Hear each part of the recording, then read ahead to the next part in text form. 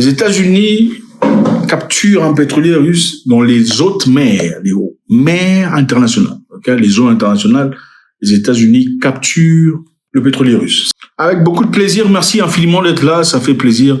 Les États-Unis d'Amérique capturent un pétrolier russe dans les eaux profondes. Et c'est chaud. La Russie est très en colère. Le pétrolier russe était escorté par des militaires russes et un sous-marin russe. Le pétrolier s'appelle anciennement Bella 1, maintenant s'appelle Marinera, a été poursuivi par les Américains jusqu'à l'Atlantique Nord, entre l'Islande et l'Écosse. C'est là-bas qu'on a retiré ce pétrolier, on l'a bloqué. Donc les retombées diplomatiques sont chaudes, ça bouscule de partout. Condamnation ferme, qualifiant l'action d'illégale au regard du droit maritime. La Russie est très en colère. Affirmation que les États-Unis ne devraient en aucun cas, ils n'avaient aucune autorité légale pour employer la force contre le navire enregistré légalement. Donc les Américains, les amis, salut à tous, j'espère que ça va. Les Américains viennent de bloquer un pétrolier russe. Le pétrolier venait de Venezuela. Ça fait partie de la flotte fantôme d'après les Américains. On l'a saisi, en fait, on l'a poursuivi, c'était très difficile. On vient à peine de saisir ce pétrolier. Les Russes sont très en colère. Pour un contexte, on fera très rapidement. D'ailleurs, il y a une vidéo qui arrive, vous devrez la suivre d'ici 2 heures du temps. C'est une vidéo un peu plus compréhensive par rapport à celle-ci. Ça, ce sont les retombées, au fait. C'est une vidéo qu'on vous avait préparée. Maintenant, les choses ont avancé. Et je pense qu'en suivant cette vidéo, vous comprendrez beaucoup mieux. Qu'est-ce qui s'est passé en réalité? Il y avait un blockade effectué par les Américains, hein, un blocage, quarantaine, dans les Caraïbes, empêchant tout ce qu'il y a comme flotte navale, cherchant du pétrole ou essayant d'exfiltrer quoi que ce soit venant du Venezuela, soit bloqué par les Américains. Donc les Américains ont des bateaux de guerre dans les Caraïbes.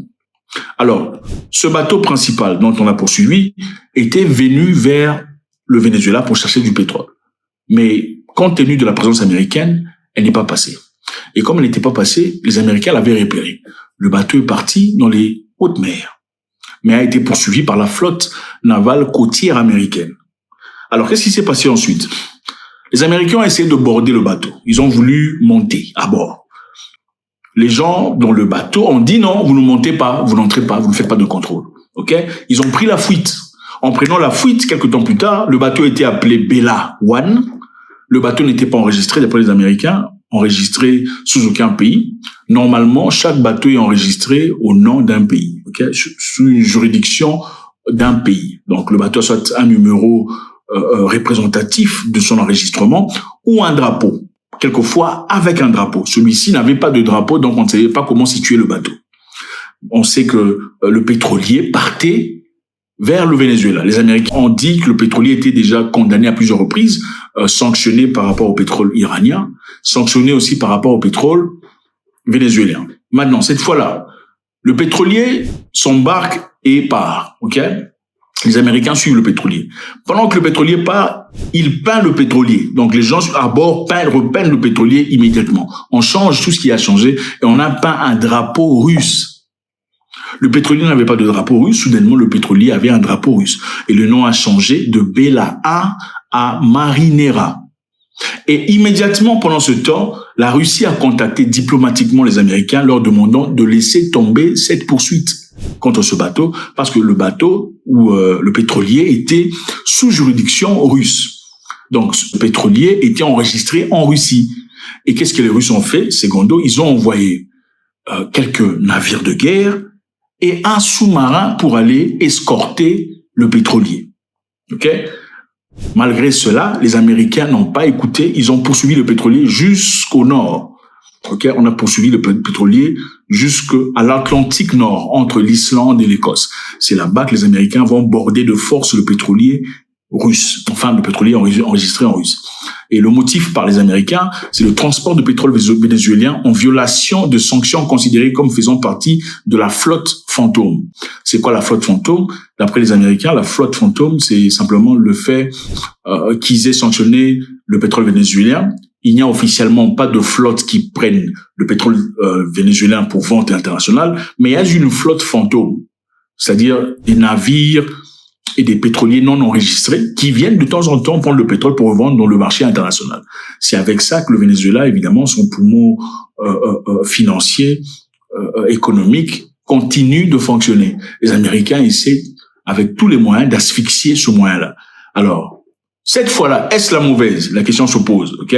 Les Américains disent qu'ils ont tout à fait le droit de le faire. Les Russes, sur la retombée diplomatique, on doit en parler, la réaction russe est très forte, c'est la condamnation ferme, qualifiant de l'action d'illégale au regard du droit maritime international, parce que la mer, ça n'appartient à personne, ça appartient à tout le monde. Qui a le droit de partir arrêter quelqu'un dans la mer? Ça n'a aucun sens. Secondo, les Russes disent, les Américains n'ont aucune autorité légale pour employer la force contre un navire enregistré légalement en Russie. Ça ne se fait pas. Numéro 3, le ministère russe de transport a souligné que le pétrolier disposait d'un permis. Le pétrolier avait un permis légal, un permis pour naviguer sous pavillon russe. Ils ont donc le droit de naviguer comme ils veulent. Les Américains n'ont pas le droit de border ce pétrolier du tout. Alors la réaction américaine par rapport à ça est très claire. Ils disent justifier l'opération comme une application des sanctions contre les exportations du pétrole du Venezuela. Les Américains ont sanctionné le Venezuela.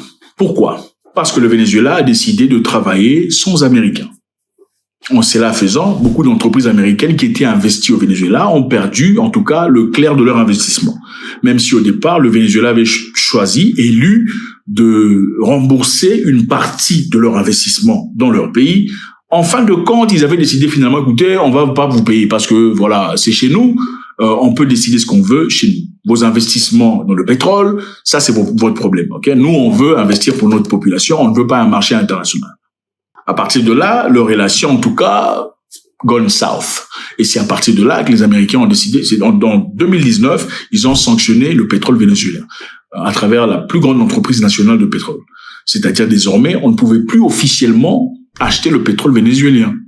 Il y a deux types de sanctions. On a fait une vidéo là-dessus, je souhaiterais que vous la suivez. La vidéo est là, compréhensive pour vous, avec des images et tout le bazar. Ok, il y a deux types de sanctions. Il y a les sanctions directes et les sanctions secondaires. Sanctions directes, ce sont les sanctions qu'on donne généralement aux entités américaines qui essayent d'acheter le pétrole d'un pays sanctionné. Dans ce cas, dans le Venezuela, toute entité américaine, toute personne, toute entreprise essayant d'acheter directement ou indirectement le pétrole vénézuélien sera soumise aux sanctions. Ok, les sanctions secondaires sont des sanctions généralement qu'on donne aux pays tiers, c'est-à-dire le Gabon, le Burundi, le Cameroun, l'Angola veut acheter le pétrole vénézuélien, sans passer par les Américains ou de manière illicite, ils seront sanctionnés. Comment sont-ils sanctionnés? Dans ce cas, cette entité étrangère du Gabon, du Burundi, du Cameroun n'aura plus accès aux institutions américaines. C'est-à-dire, si vous faites usage des banques qui sont alliées à une chaîne de banques américaines, vous n'aurez plus accès à ces banques-là du tout, finito. Si vous avez des assets aux États-Unis d'Amérique, des maisons, des comptes bancaires, seront bloqués automatiquement. Okay? C'est comme ça parce que vous avez violé ces sanctions américaines. Est-ce juste? Point d'interrogation. C'est-à-dire, puisque les Américains et les Vénézuéliens ne s'entendent pas, l'Amérique n'est pas tout à fait heureux avec le Venezuela. Vous, le Cameroun, vous, l'Ouganda, vous, la Somalie, vous, le machin histoire, vous n'avez pas le droit de machin avec eux. À moins que vous ne demandiez une autorisation explicite des Américains. C'est juste ou pas. À moins que vous ne demandiez une autorisation. Cette autorisation, évidemment, on ne sait pas si c'est gratuit ou pas.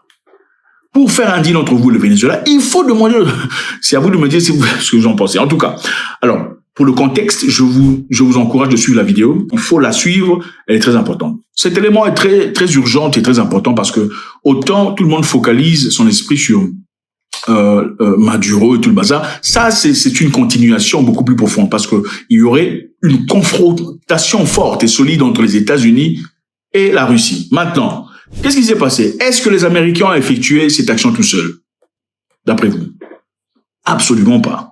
Ils ont eu de l'aide venant des partenaires. Qui sont ces partenaires? United Kingdom, la Grande-Bretagne. Ok? Parce que, tenez en compte de manière visuelle, le pétrolier a été arrêté entre l'Écosse et l'Islande. Ok? C'est là que le pétrolier a été arrêté. Mais alors, la Grande-Bretagne, évidemment, a donné tout ce qu'il y avait comme éléments de renseignement. Leurs avions étaient là pour voir que les Russes avaient envoyé des navires et un sous-marin pour protéger le pétrolier. Donc, imaginez-vous, les Russes ont envoyé des bateaux de guerre et un sous-marin pour protéger les pétroliers, mais les Américains ont quand même saisi le pétrolier. Il y a beaucoup de questions qui se posent. Comment les Russes doivent réagir par rapport à cette histoire? Ont-ils peur des Américains? Il y a beaucoup de questions qui se posent. Est-ce qu'ils doivent laisser ça partir comme ça? Parce que laisser partir comme ça, c'est comme si quelqu'un te giflait à gauche et tu le laisses. Il va te casser la mâchoire à la prochaine occasion. C'est simple. Il faut réagir pour se faire respecter. La troisième chose importante ici est celle-ci. En ce qui concerne Maduro, officiellement, la Grande-Bretagne n'est pas d'accord avec Trump, avec ce qu'il vient de faire, c'est-à-dire l'extraction de Maduro. La Grande-Bretagne n'est pas d'accord. La Grande-Bretagne n'est pas d'accord, officiellement. Mais bizarrement, ils ont aidé les États-Unis à aborder le bateau ou le pétrolier russe. Ouais. Ils ne sont pas d'accord par rapport à comment ils ont traité Maduro, mais ils ont aidé les Américains à aborder le pétrolier russe. Vous voyez un peu il faut être très malin là, dans cette diplomatie. Je suis pas d'accord avec toi ici, mais comme on a un ennemi commun, et rappelez-vous, la Grande-Bretagne et les États-Unis, la Russie, la Grande-Bretagne et la Russie actuellement ne sont pas en très bons termes. Au fait, les Américains sont en meilleurs termes avec la Russie que la Grande-Bretagne n'allait avec la Russie.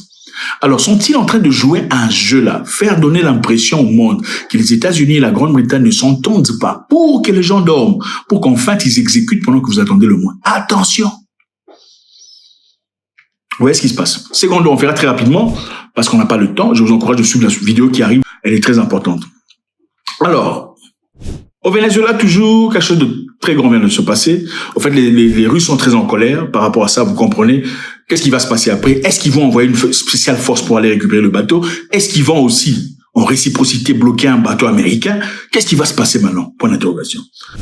Au Venezuela, les amis, une chose très importante vient de se passer. Il y a eu arrestation du major général Janvier Marcano Tabata. Il n'y a pas d'image pour montrer ça. La vidéo suivante va vous montrer.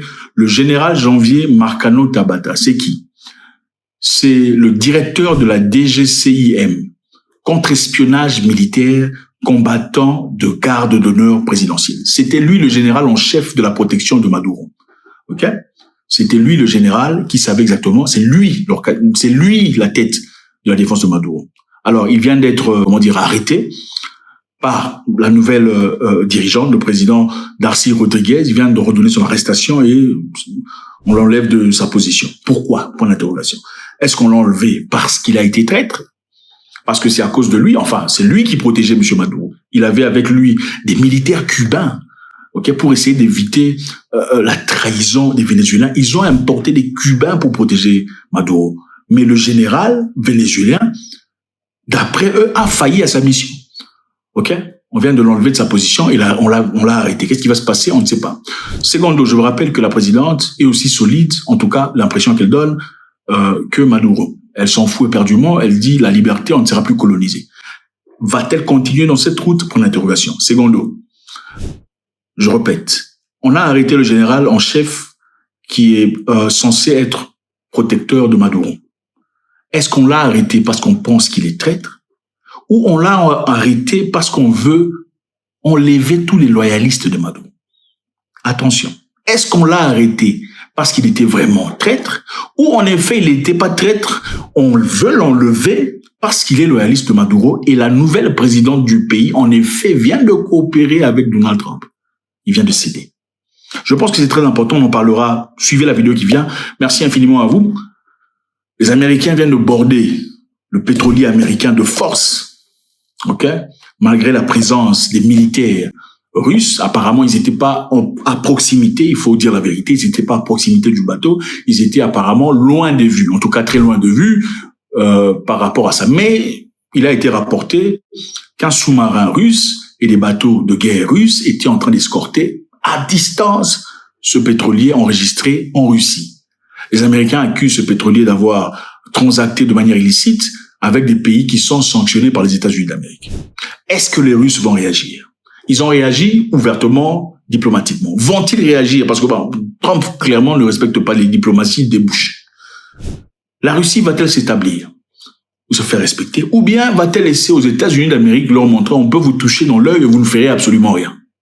Pour l'instant. Faites-moi savoir ce que vous en pensez. C'est toujours avec beaucoup de plaisir. Suivez la vidéo qui arrive. Ce qui se passe au Venezuela, c'est déterminant sur l'avenir. God bless.